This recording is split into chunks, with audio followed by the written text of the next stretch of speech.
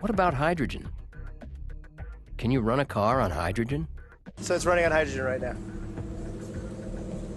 But what should be coming out here is about 99% steam. This is a tank of hydrogen.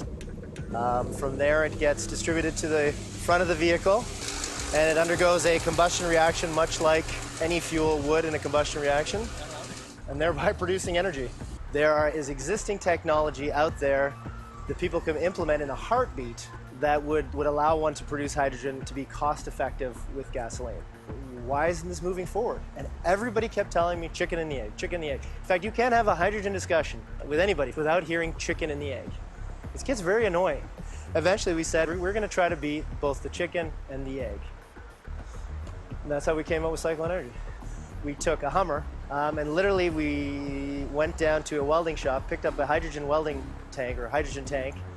We went to a garage that we were partnered with. A couple of us stood around and basically drilled a hole in the air intake manifold. Did a little sort of calculations in terms of hydrogen flow rates, but basically just put the hydrogen into the air intake manifold, turned it on. Everybody took 3 or 4 steps back. Marcus, the mechanic, bought out his cigarette very nervously. We picked straws for the guy that gets in and starts up the car. But he started it, it sputtered, and it ran.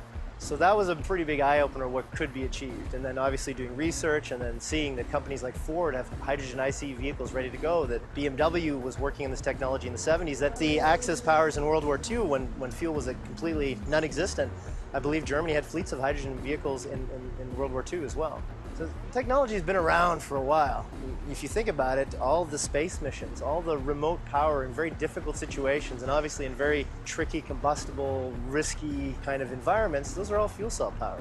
I mean, all the Apollo missions, their power in space was fuel cell powered. So the technology's been there for a while.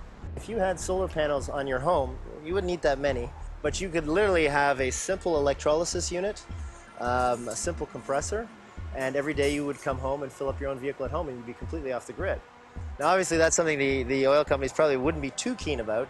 I gather that all of you are in favor of alternative sources of fuels.